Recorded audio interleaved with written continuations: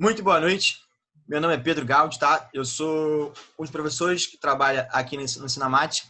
A gente, essa semana, como vocês puderam ver nas redes sociais, a gente, essa semana, começou a chamar amigos, professores convidados, tá? Pessoas muito gabaritadas, muito qualificadas para que a gente consiga ter aula de outras matérias durante a época da pandemia, durante a época do coronavírus. Infelizmente, não pode sair de casa. Mais um aviso, né? Por favor, não saia de casa, pessoal. A gente aqui está tentando fazer com que tanto vocês não percam os estudos e nem a gente, né, perca aquilo que a gente mais gosta de fazer, que é dar aula, tá? Então, basicamente é isso. O Bruno vai se apresentar aqui rapidinho. A gente depois vai falar direitinho como vai funcionar tudo, né, no final da aula. Se sobrar tempo, a gente tem um cronograma para cumprir. O Bruno vai começar.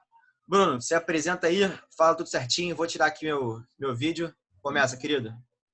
Tudo bem, gente? Boa noite.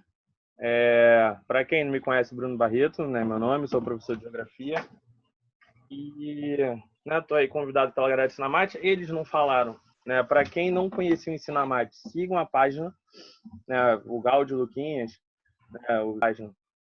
né? São amigos meus, sabem muito de matemática. Então, para a galera aí que está estudando vestibular, que entrou agora, qualquer dúvida em matemática aí, pode entrar em contato com a galera, tá? Para hoje, né, que eles me pediram, eles deixaram aberto, eu podia falar sobre qualquer tema, mas o que eles pediram foi para eu trabalhar qualquer tema relacionado ao vestibular, né? O que eu pensei para hoje, né, ainda mais com um tempo um pouco curto, é de fazer um panorama geral, tá?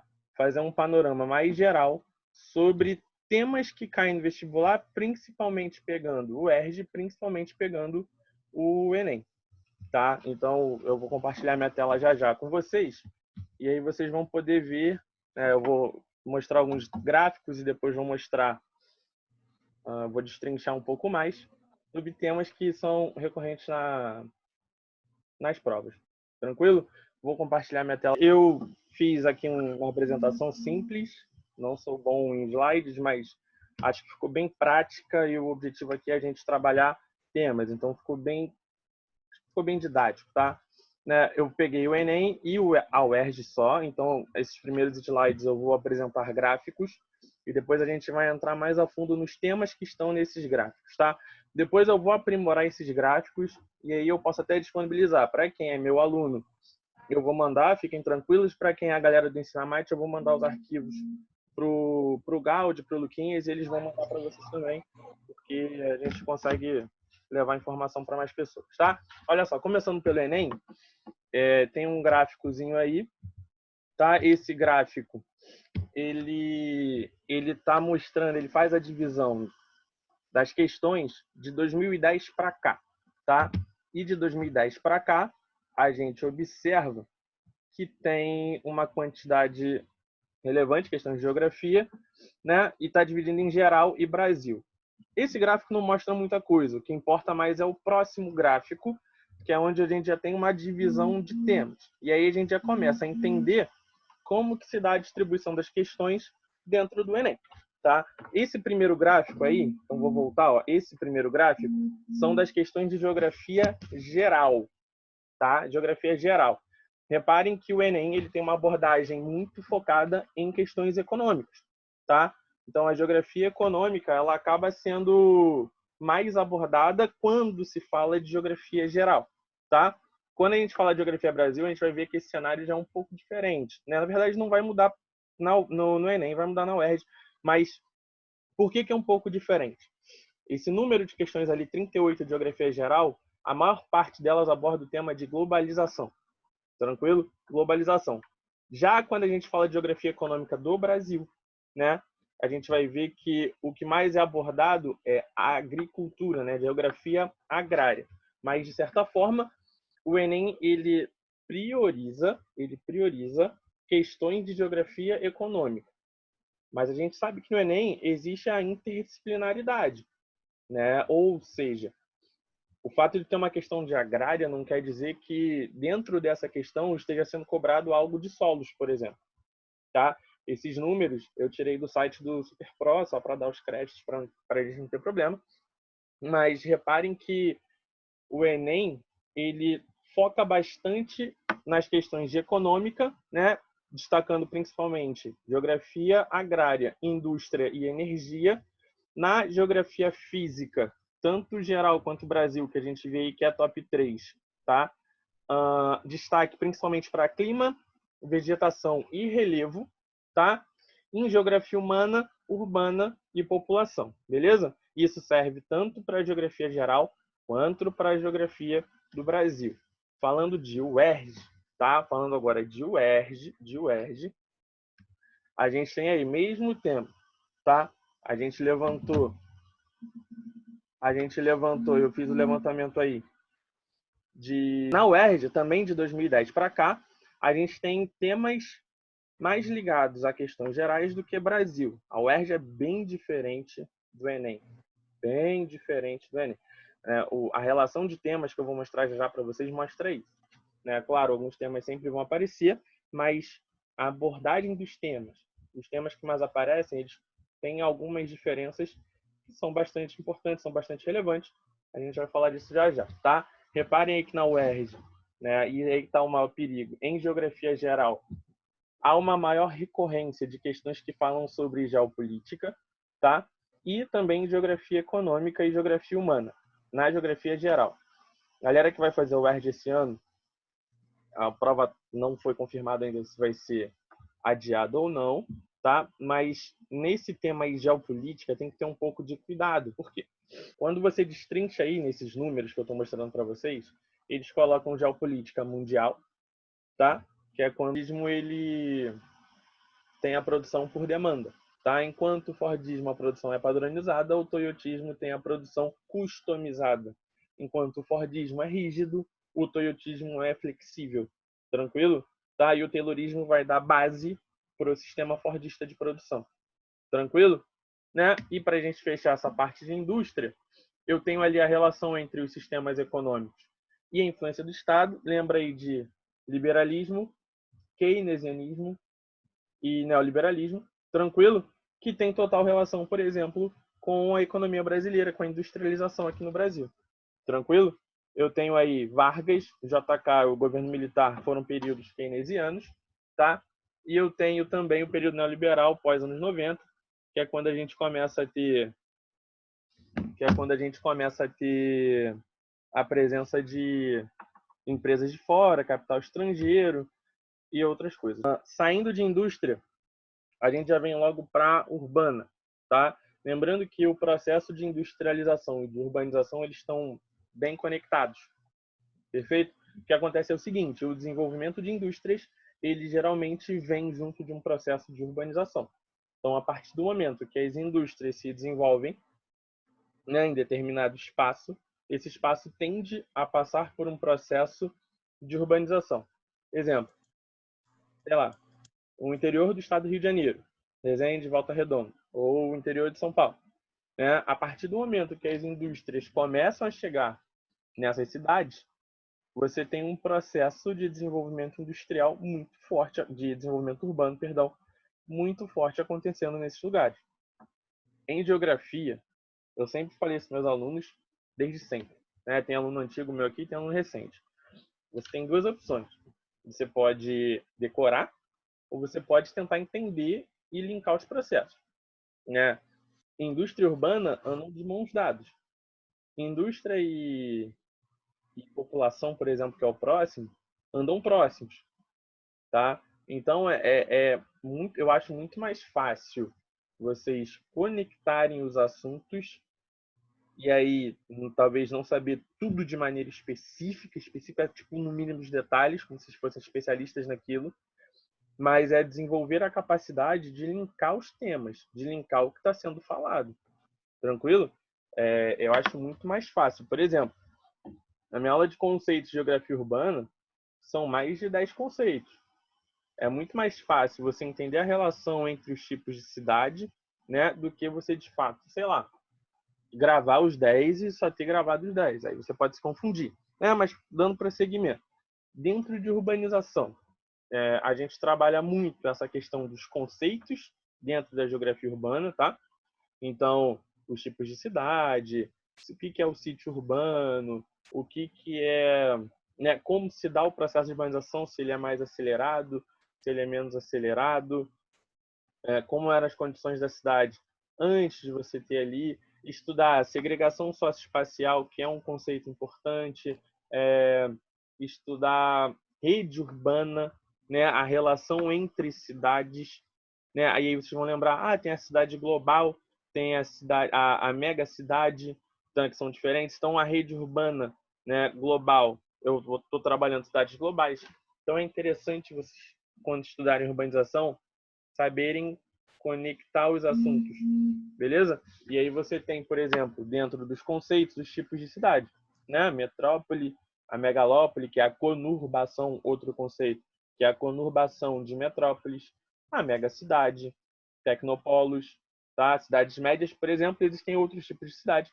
Não nos cabe falar aqui pela questão do tempo, tá?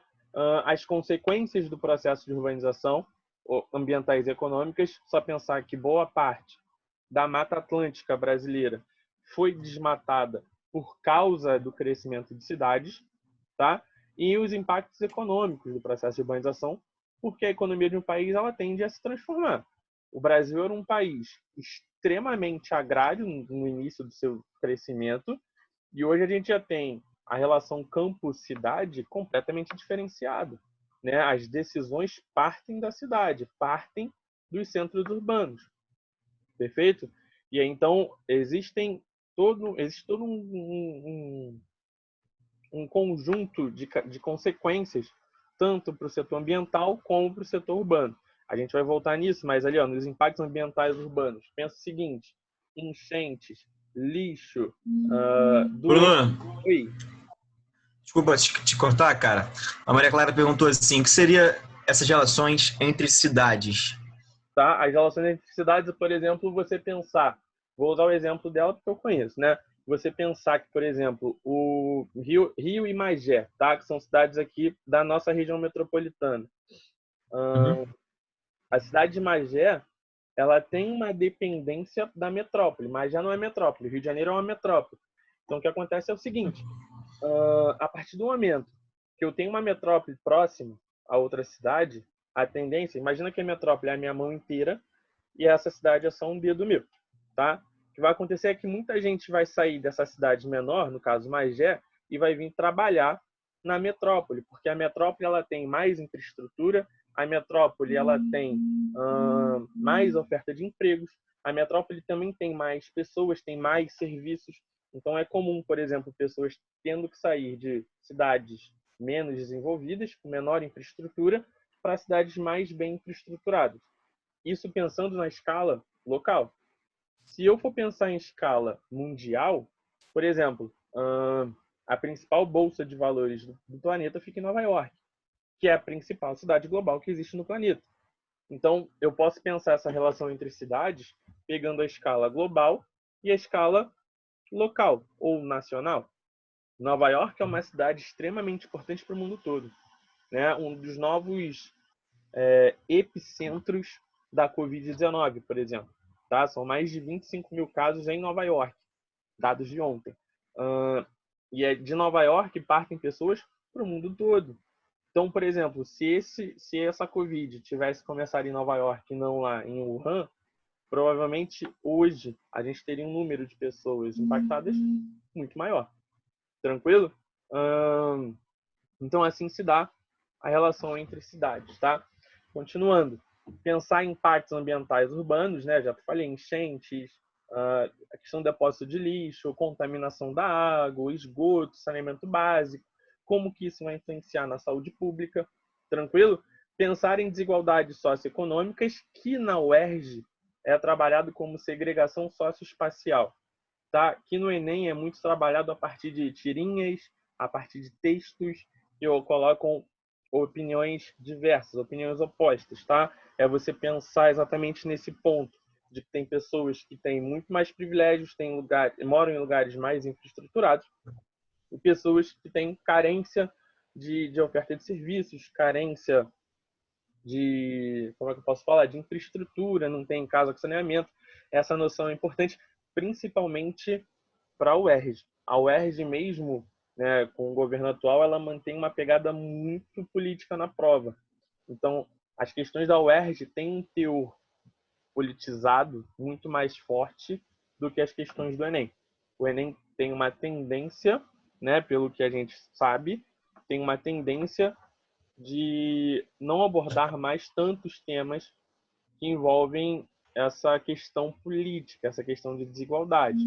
Acho que não vai deixar de cair, mas eu acho que vai ser menos cobrado, tá? E aí, falando também só de UERJ, é importante pensar no processo de urbanização do Rio de Janeiro, que, se a Covid permitir, esse ano fica aberto o convite para a galera do Ensinamate.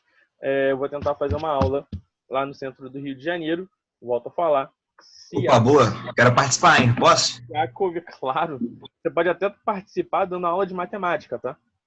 Porque dá para trabalhar ali desenhos, formas geométricas com a arquitetura do Rio de Janeiro. Bom. Dá pra Gostei, gostei. dá pra gente pensar uma parada assim. Perfeito? Então, essa parte de Rio de Janeiro é muito focada para a UERJ, tá? Para a UERJ. E essa parte também de segregação socioespacial é muito mais presente na UERJ do que no Enem. Perfeito? Saindo de urbana, indo agora para a população, não tem como fugir. População é extremamente importante, até se vocês querem provas militares, tá? A gente não falou disso, não é o foco, mas se vocês querem provas militares, também é super importante. A população sempre cai, seja no primeiro aqui, no segundo aqui, no Enem vai cair, em qualquer prova que vocês fizerem, até prova de concurso fora, né, do vestibular, provavelmente vai cair algo que tenha relação com população, tá? E aí pensa o seguinte, quando a gente trabalha a população, a gente começa ali com os conceitos, né? Taxa de natalidade, taxa de mortalidade, mortalidade infantil, taxa de fecundidade. Esses conceitos iniciais são extremamente importantes para você entender outros temas dentro de população e também são importantes porque podem cair de maneira direta, tá? E aí, por exemplo, depois de conceitos, geralmente se trabalham as teorias demográficas. São 4 as principais, né? A malthusiana, a neomalthusiana, a reformista, né, que tem base marxista, e também muito se fala hoje de uma teoria ecomalthusiana, que tem muita relação com a neo, tá? Essas são as 4 teorias mais trabalhadas hoje em dia. Perfeito? Bruno, desculpa te cortar. Essas teorias estão muito ligadas à questão de progressões, né? Progressões aritméticas, geométricas, Tem certo? ninguém melhor que você para explicar PA, né? PA e PG. Segundo Malthus, né, a população cresceria num ritmo de progressão geométrica e a produção de alimentos cresceria num ritmo, né, de progressão aritmética. Qual é a diferença, Gaudi, entre PA e PG? A ideia da PG, né, é daquele crescimento exponencial, né? Você vê um crescimento muito próximo daquilo que seria um crescimento vertical. Enquanto que a PA vai ter um crescimento linear, né? Vai ter essa ideia de uma constância em relação, tá, a essa produção. E a gente consegue perceber, posso estar falando, acho que eu não estou falando besteira, Bruno, em relação ao Big Boom, né? Ao boom mesmo que nós tivemos em relação à população, né? Uhum. Então, esse boom foi maior e você percebe muito bem essa questão em relação à transformação, essa passagem, né? Uma população mais rural, uma população mais Mais um. isso aí. E a gente consegue fazer essa relação muito próxima com o que tem a ver com a produção e o consumo, como a gente combatendo com esse crescimento da população desordenada, né? Perfeito. E falar, a gente pode até pensar isso em outros jeitos, tá? Sei lá, estou inventando agora, mas a gente pode pensar uma questão de como que o crescimento de casos da Covid se comporta. Não sei se tem uma uniformidade, mas poderia falar disso. Não está dentro de teorias, não está dentro de teorias, tá? Mas é como a matemática se mistura com a geografia. Tranquilo? Vamos lá, a gente já falou das teorias, são as 4, né? Tanto para a UERJ. A UERJ, então, adora trabalhar pirâmides etárias e como envolve matemática e a análise de um gráfico, geralmente traz um pouco de dificuldade para vocês. Mas pensa o seguinte, né? O estudo das pirâmides, você analisar a base, o meio e o topo das pirâmides, acaba te dando um cenário de como está a população daquele país naquele momento. Tem um site na internet que é o Population Pyramids, em inglês. Mas se vocês colocarem assim, pirâmides etárias mundiais, vai aparecer esse site lá. Ele te dá as pirâmides etárias de vários países em vários períodos históricos diferentes. É muito maneiro, tá? Então, analisar a pirâmide etária, ver a distribuição entre os sexos, masculino e feminino, e ver a distribuição etária, acaba sendo de extrema importância para você entender como está o comportamento daquela população e, principalmente, nesse tópico aqui, ó, a relação entre população e políticas públicas, né? Outra coisa que não aparece nas aulas, tipo, de maneira direta nos quadros, é muito difícil a gente colocar no quadro a relação entre população e políticas públicas, mas a gente pensa isso diretamente. Ou talvez o caso mais comum para a gente hoje seja a reforma da Previdência, né? Mas a gente tem que pensar, por exemplo, agora, que parte da população tem que estar em quarentena, tem que estar em isolamento mais radical. A gente sabe que é a população idosa. Por que morreram? Né? Por que o índice de mortalidade da Covid é muito maior na Itália do que na China? Né? A gente sabe que a população italiana ela é muito mais velha. Né? E aí, se você tem uma contaminação indo na população que já é, teoricamente, mais idosa, e é um povo que tem uma cultura muito de rua, né, não tem muito aquela questão do ficar em casa, muito parecido com a gente, você acaba tendo o vírus se disseminando muito mais intensamente entre a população idosa. Isso é um dos fatos que explica por que morreram mais gente na Itália do que na China, tá? E esse processo, esse comportamento da população, ele é analisado dentro ali do que a gente fala de transição demográfica, né? É você analisar a população desde a base até o topo, numa pirâmide, e perceber, hoje no Brasil a gente tem mais adultos. Lá nos anos 70 a gente tinha mais jovens, tá? A gente tinha mais jovens e crianças.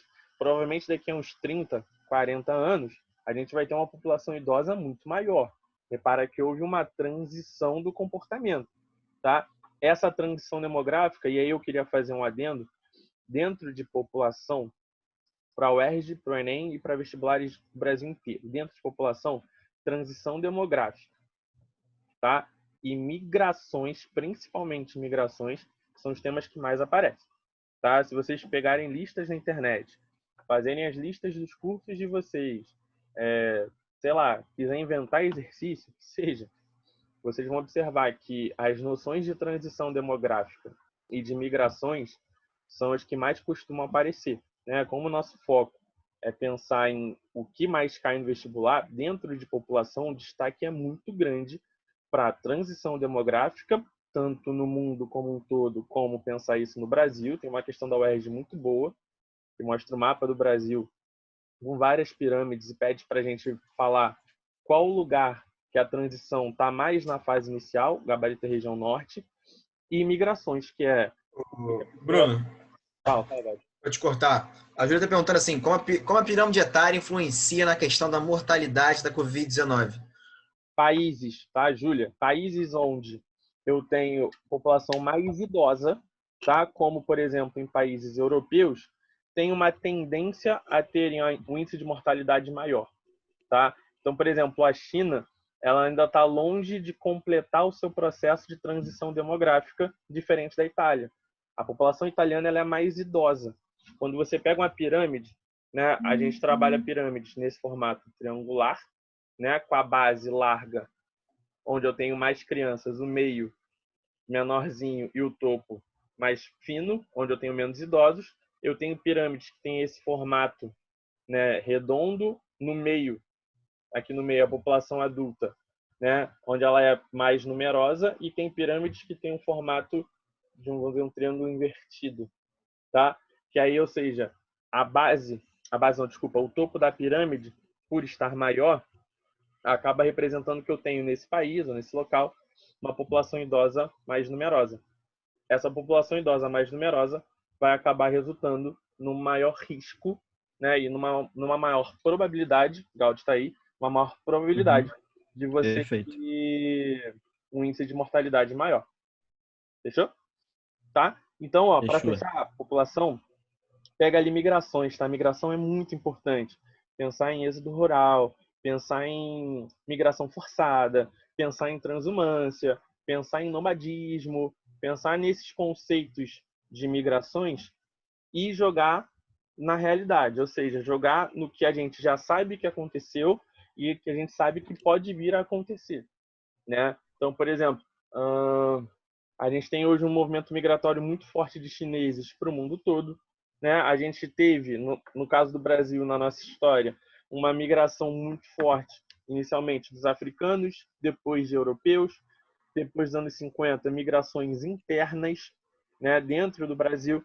E quando se estuda a migração, é extremamente importante que vocês separem a análise de vocês. De um lado, por que a pessoa está saindo, do outro lado, por que a pessoa está indo para lá. Né? Então, o nordestino ele veio para o Brasil a partir dos anos 50. Por quê? Porque lá no Nordeste eu tenho a seca, porque lá no Nordeste eu tenho dificuldade de ter acesso à terra, porque tem menos oportunidades.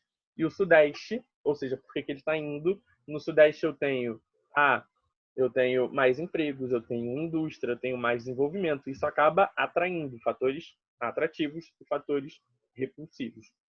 De boa? Tá? Continuando. Energia cai na UERJ, cai no Enem, principalmente no Enem. A UERJ cobra de maneira menos intensa, tá? Cai muito mais no Enem do que na UERJ. Quando cai na UERJ, geralmente é misturado com outros temas, principalmente ali a parte de geopolítica, tá? No Enem não, no Enem já cai de maneira mais forte, provas militares, tá? E aí o que acontece é o seguinte, a energia é um pouco mais fácil, tá? A energia é um pouco mais fácil o estudo, apesar de ter muito detalhe, né? A diferença entre fontes renováveis e não renováveis, tranquilo? Essa eu vou listar para vocês, que é mais fácil de a gente trabalhar com o tempo. Não renováveis, petróleo, gás, carvão e a nuclear, essas 4 não renováveis. Renováveis, a água, tranquilo? Fonte é a água, o vento, eu falei o ar, né? Mas é o vento, o sol, a maré motriz, a geotérmica e a biomassa, tá? São essas 6, perfeito? Então, entender pontos positivos e pontos negativos de todos os tipos de energia, tá? É mais caro, polui menos, tem vários usos, tem que fazer essa análise com todos os tipos de energia, tá? Todos os tipos de energia. Voltando aqui na lista, a parte geopolítica é importante, tá? É importante se eu for pensar principalmente a geopolítica do petróleo. Lembra aí no início do ano, Irã e Estados Unidos. Lembra agora aí no meio da Covid, Arábia Saudita e Rússia, tá? Eu estou jogando os casos aqui, mas Irã e Estados Unidos têm um interesse no petróleo. O Irã, por exemplo, bloqueou o Estreito de Hormuz, que é por onde sai 25% do petróleo mundial, né? A Arábia Saudita, no meio de um cenário onde se consome menos petróleo, a Arábia Saudita, de maneira proposital, aumenta a sua produção. Aumento da produção, demanda lá embaixo, ou seja, eu tenho muita oferta e pouca procura. Se tem muita oferta daquele produto, o preço vai despencar, tá? E o fato da Arábia Saudita fazer isso foi um instrumento geopolítico para prejudicar a Rússia. Prejudicou só a Rússia? Não, prejudicou a Petrobras, por exemplo. Tá? Desvalorização de 20%, 91 bilhões de reais em um dia, né? Então, a geopolítica energética ela é muito importante, tá? E também é interessante pensar, dentro de energia, para a gente fechar, o nível de desenvolvimento de cada país. Países desenvolvidos, mais ricos, tendem a ter uso de fontes energéticas que demandam mais tecnologia. Então, se eu for pensar, Bruno, que país usa mais energia eólica? Né, energia proveniente dos ventos. Aí você vai pensar, não, são países que ventam muito. Beleza, ok. Esses são os países mais propensos. Mas a energia eólica é cara. E vai ter, né? Que país vai ter dinheiro para utilizar esse tipo de fonte? Os países mais desenvolvidos. A Alemanha, por exemplo, o Japão precisa, porque não tem petróleo. Então é interessante, quando vocês forem estudar energia, fazer esse tipo de análise. Não só pensar, o país é um deserto, energia solar, não, né? Não é assim. Porque se fosse assim, boa parte ali do norte da África e ia usar energia solar. Tem um deserto gigantesco ali no meio. E a gente sabe que não é assim. Perfeito? Então, na hora de pensar quanto à distribuição da produção energética, não deixem de considerar o desenvolvimento de cada país que vocês estão pensando ou que a questão vai pedir para vocês. Bruno, Fala, Gaudi. desculpa te cortar aqui. O Felipe Brito faz uma pergunta, cara. Você acredita que estamos entrando em uma quarta revolução industrial quanto à parte energética? Se eu falar que acredito, vamos falar. Se eu falar que acredito, acho mentira. Mas a gente está num processo de transição para uma quarta revolução industrial. Acho que ainda falta. Acho que ela ainda é muito mais abstrata do que concreta. Existem muitas coisas que a gente sabe que podem ser feitas, né? A nanotecnologia está vindo aí, pô, são novas formas de se extrair energia, então, a 5G está vindo aí. Então, tem muita coisa que a gente sabe que vai ser possível daqui a algum tempo, mas ainda não faz parte do nosso cotidiano. Eu acho que a gente vai viver uma quarta revolução, não só na energia, mas também na indústria, mas acho que isso vai acontecer daqui a alguns anos. Hoje, eu diria que a gente está numa transição para um novo cenário, né? Cada vez mais a utilização, por exemplo, de fontes alternativas, né? E isso aí é uma das noções importantes para vestibular. Vocês vão ver que eu não coloquei aqui, né, nessa parte aqui, ó, eu não coloquei impactos ambientais e lá no Enem eu botei impactos ambientais como um dos temas. Por exemplo, quando a gente estuda energia, quando a gente pensa que os pontos negativos, os impactos ambientais estão extremamente ligados. O carvão polui pra caramba o ar, e aí eu penso em chuva ácida, eu penso em aquecimento global, né? Eu penso em intensificação do efeito estufa. Assim como quando eu falo de fontes alternativas, eu tenho menos impactos ambientais sendo gerados. Então, repara aquilo que a gente falou lá no início, o Enem, ele exige de vocês uma noção de que é preciso não só saber aquele tema, mas vocês precisam pegar detalhes de cada tema e saber relacionar um com o outro.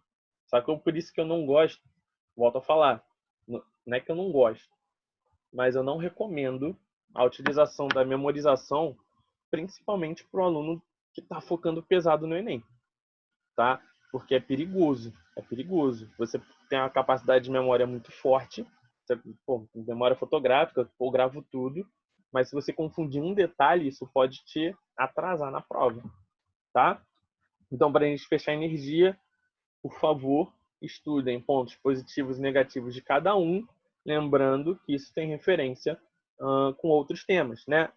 O petróleo é um líquido, o carvão é uma rocha. É muito mais fácil transportar petróleo do que transportar carvão.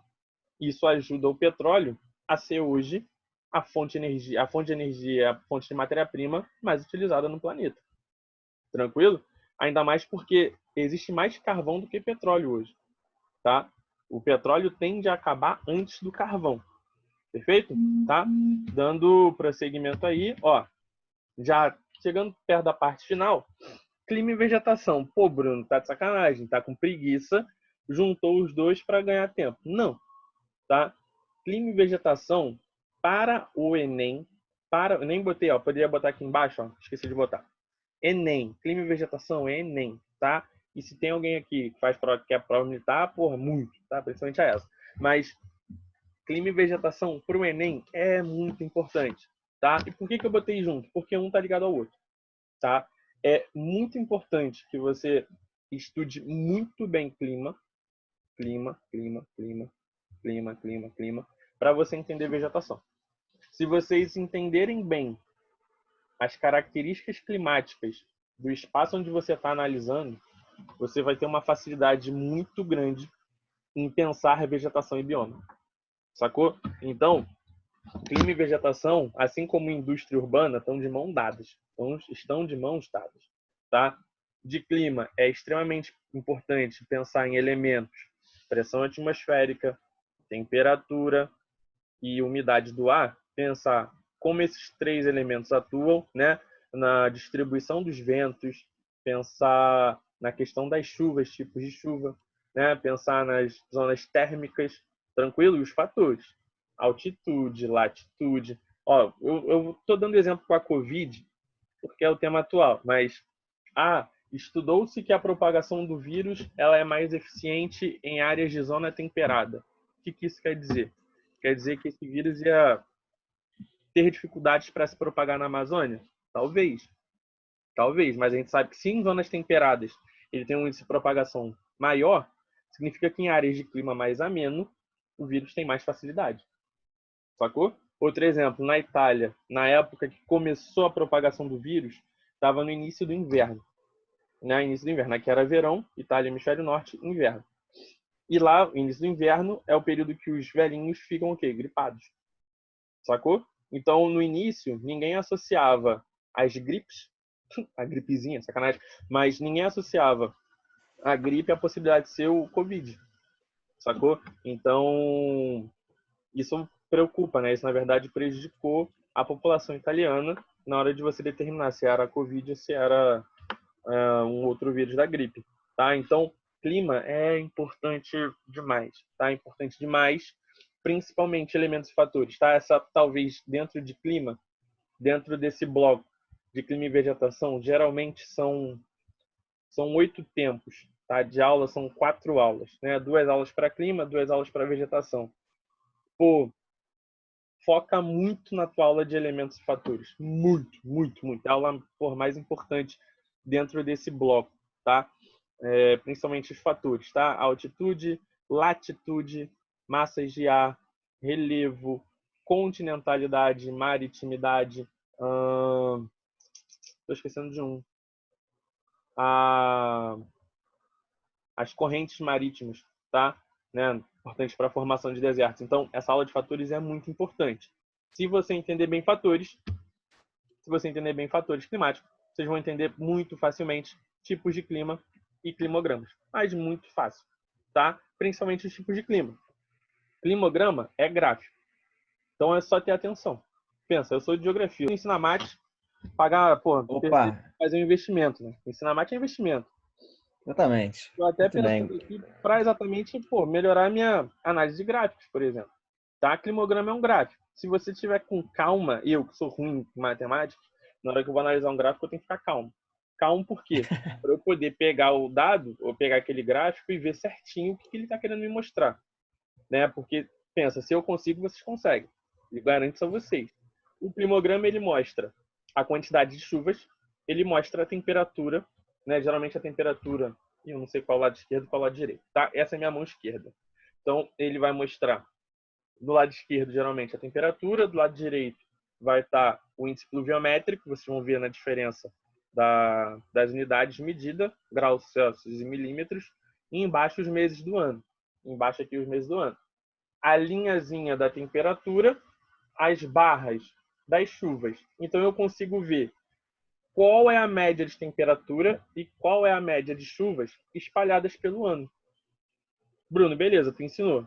E como é que seria isso na prática? Na Amazônia, é calor o ano inteiro e chove o ano todo. Nosso amigo Pedro Gaudi foi para a Amazônia algumas vezes na sua vida. Tranquilo? Verdade, verdade. 2 horas da manhã, que aqui no Rio tá fresquinho, lá na Amazônia ele falou, tá abafado. Tá? Por quê? Porque a umidade lá é muito alta. Chove muitos dias ao longo do ano. Então, o climograma da Amazônia, ele vai ter a linha da temperatura lá no alto e vai ter as barras lá no alto. Tranquilo? Ao longo do ano inteiro. E no Nordeste, lá no sertão? Tudo baixo. Na verdade, tudo baixo não. As barras todas embaixo e a temperatura lá no alto. Tranquilo? E aqui no Rio de Janeiro? No verão, temperatura mais alta, chove mais. No inverno, temperatura mais baixa, chove menos. Tranquilo? Tá? Climograma não é difícil. Não é difícil. É só você entender a regra. E aí, eu até recomendo você pegar melhor tipos de clima do que climograma. Né? Se você entender quais são as características dos climas, vocês vão entender bem os climogramas. Tá? Pega esses tipos de clima e joga para o Brasil. As massas de ar que atuam no Brasil são de fácil compreensão. A galera tem um pouco de dificuldade, mas são de fácil compreensão. MPA, MTA, a MEC, a MEIA e a MTC. São 5 massas, né? É só jogar.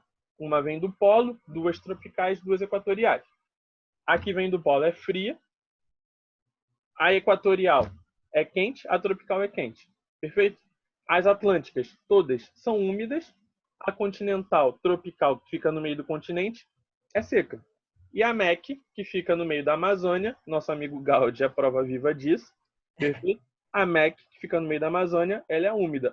Se eu entender bem a característica climática do país, fica muito mais fácil de você entender vegetação. Tá? Muito mais fácil.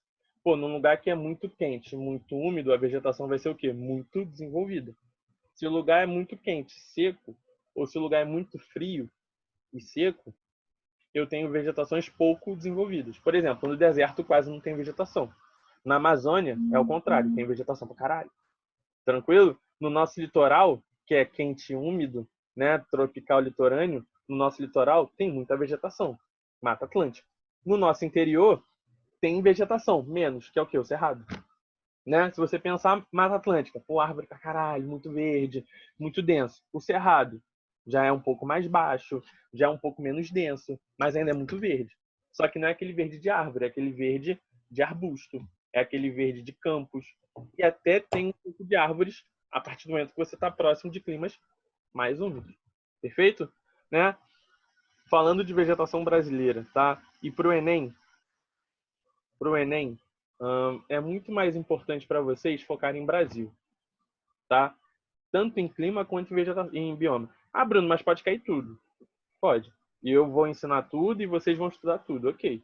Mas lembra que eu falei no início? Existem tópicos que a gente tem que dar atenção maior. E aí, para o Enem, é interessante dar uma atenção maior para clima Brasil e vegetação Brasil, tá? É melhor para vocês isso, principalmente quando eu falo aqui dos biomas e quando eu falo aqui das ações humanas que vão impactar nos biomas. Né? As queimadas, como a atividade industrial influencia no clima, como a agricultura influencia na vegetação, né? Como que a indústria influencia na vegetação, a ocupação urbana. Então, essa relação entre ações humanas, clima e vegetação, ela vai ser muito ligada à atividade econômica praticada naquela região. Perfeito? E isso aqui, essa parte toda aqui para vocês, a dica que eu dou, talvez em tudo que eu tenha falado, aqui é o lugar onde vocês mais têm que entender do que decorar. E é onde vocês mais são tentados a decorar e não a entender. É muito mais fácil pensar, pô, clima equatorial, quente úmido, quente úmido. Mas se você pensar o que esse quente úmido vai acarretar, você vai pensar na vegetação da floresta amazônica. Se você lembrar um pouco mais, puxar um pouco mais, você vai ver que ali é a área de expansão da fronteira agrícola, a gente falou lá atrás. Então é um lugar que eu tenho maior probabilidade de ter hoje, por exemplo, a prática de queimadas, né? Agricultura itinerante, por exemplo, fiscalização é baixa, tranquilo? Então, clima e vegetação tá muito junto. Pô, não botei aí sim, esqueci que nem o Enem. É o Ninho, tá? É o Ninho. Tem um tempo que não é cobrado, não é ano de El Ninho, não foi ano passado, também não vai ser esse ano, mas vez ou outra ele dá uma aparecida aí. Então é importante, sei lá, ver o El Ninho é bom para vocês, tá? Dá uma segurança maior. Continuando, estamos chegando ao fim, eu prometo, tá? Relevo também não tem muito mistério, também é só Enem, tá? O RG cobra muito pouco, quase nada dessa parte de geografia física, tá? E relevo, onde a gente vai estudar a formação geológica da Terra, crosta, manto, núcleo, né? Qual é a relação entre essa formação, entre essa estrutura da Terra e a ação das placas tectônicas? Tranquilo? Movimentação de placas, movimento convergente, divergente, transformante. Como que a ação desses agentes internos, né, as placas tectônicas, o vulcanismo, vai influenciar na geomorfologia, ou seja, na forma do relevo, né? E como esse relevo que vai ser formado pelos agentes internos, como que ele vai ser transformado pelos agentes externos do relevo. Tranquilo? Então, é extremamente importante. A aula de geologia ela é muito maior do que esses 4 tópicos, tá? Isso aí é só um resumo das partes que mais costuma aparecer. Então, a ação de agentes externos e internos, né, é extremamente importante. É toda a parte de geomorfologia. Aqui, quando eu falo de placas tectônicas, eu tenho a parte mais relevante de geologia, de boa, e essa aqui é a última parte da parte de relevo, que é importante, que é, de novo, como a interferência humana vai influenciar no relevo. Perfeito? Seja na ocupação de uma área vulcânica, por exemplo, mas principalmente pensando nos agentes externos.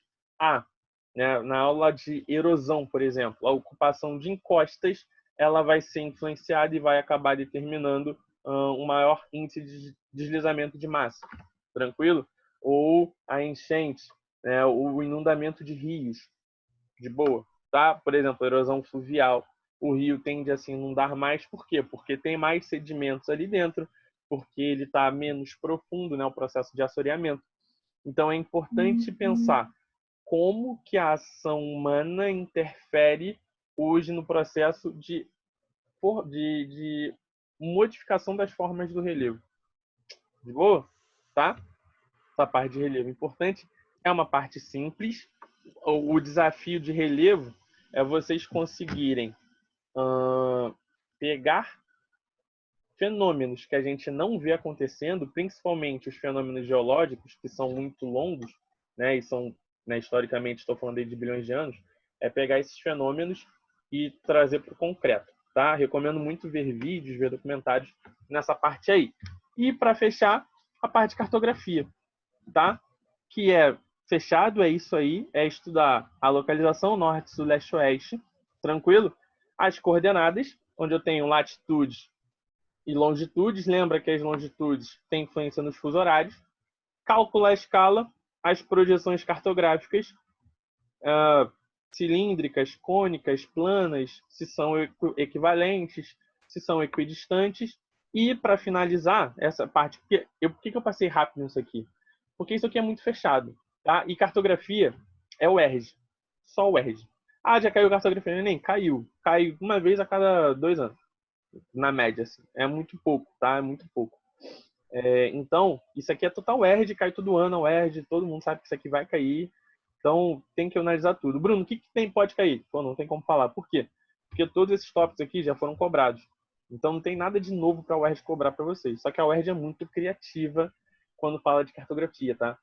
Então, tem que estudar localização, coordenadas, fusos, escala e projeções, certeza. E aqui, esse último tópico é só por exercícios, tá? É como interpretar um mapa e como que essa interpretação de mapas vai ajudar vocês a fazer questão. Saber identificar, por exemplo, num mapa de população, onde eu tenho maiores concentrações populacionais e no que isso vai acarretar. Eu tenho um mapa falando de economia, né? Tem mais indústrias na região sudeste. Já saber identificar isso no mapa a partir dos elementos que ali estão. Perfeito? Tá? E mapas topográficos, que a UERJ também gosta de dar uma brincada. Perfeito? Galera, era isso aí que eu tinha para falar. Sigo o Ensinamate. Eu não sou blogueirinho, mas quem quiser me seguir, me siga, tá? Porque eu posso usar meu Instagram para ajudar vocês. Meu Instagram é BarretoBBS. Acho que o Gaudi postou lá, o Todd postou lá no Ensinamate. Postamos. Tá? Então, pode me seguir à vontade. Eu sou um cara muito tranquilo. Eu sou meio enrolado, mas no final eu tiro a dúvida de todo mundo. Então, eu vou dar um jeito para ajudar todo mundo. Rapidinho no chat, a Júlia aqui, Marques está perguntando. No caso da utilização de fontes energéticas, tivemos 2 grandes choques do petróleo, as crises. Sim. Você acha que para termos uma 4ª revolução deveríamos ter uma crise? Ou seja, temos uma crise da terceira revolução? Provavelmente. Por quê? Porque o investimento em novas fontes energéticas ele vai se dar a partir do momento que o petróleo fica mais caro. Tá? Então, precisa ter algum problema no petróleo para você ter investimento em novas fontes. Aqui no Brasil foi assim, né? A gente investiu no álcool a partir do momento que o petróleo ficou mais caro. Então, para a gente ter hoje uma mudança no cenário energético, você precisa ter alguma crise. Né? Para sair do petróleo, depois do acidente de Fukushima no Japão, onde você teve o vazamento nuclear, houve um forte investimento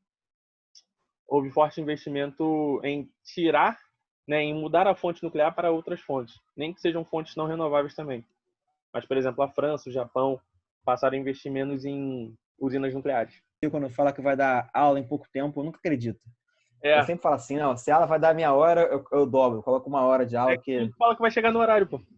É, que nem eu quando falo que vou chegar no horário. Muito bem. Perfeito, amigo. Gostei. Fui zoado em rede nacional, muito bem. Exatamente. Enfim.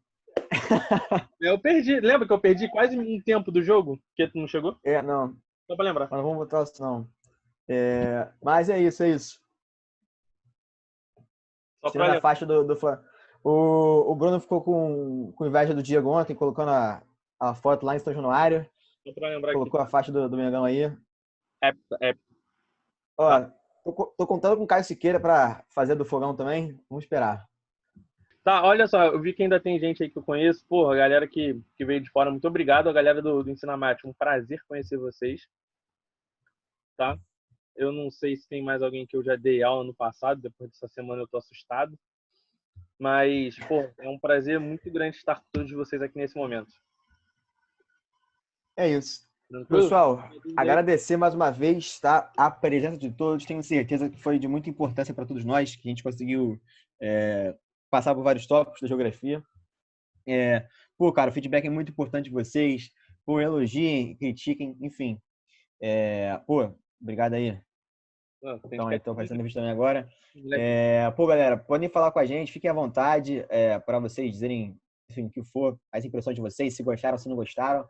A gente está aqui para melhorar e para oferecer a vocês o que tem de melhor, tá? Agradecer mais uma vez. Podem perguntar lá no feed, perguntem pro feed, nas mensagens do Instagram, perguntem pro Bruno também. Para a galera que está na nossa monitoria online aí, tá fechada com a gente, mais tarde tem monitoria online, tá? Se você tá afim, se você tá querendo, olha lá no feed os nossos planos. E é isso, meu amigo. Mais alguma coisa? Obrigado pelo convite. Eu agradecer a quem estava indo, agradecer a vocês pelo convite. Prazer todo nosso ter vocês aqui. Convite, e é isso, pessoal. Querendo ter mais algumas aulinhas com o Bruno Barreto, já sabe, né? Só falar comigo. Elogia, coloca lá nos stories, enfim. Só falar com a gente, pessoal. Mais uma vez, muito obrigado pela participação de todos. Meu amigo, pode encerrar? Você que é o host aí, pode encerrar tudo. Valeu, galera. Um grande beijo. Tchau, tchau. Foi um prazer inenarrável estar com vocês, hein? Valeu, queridos. Valeu, galera.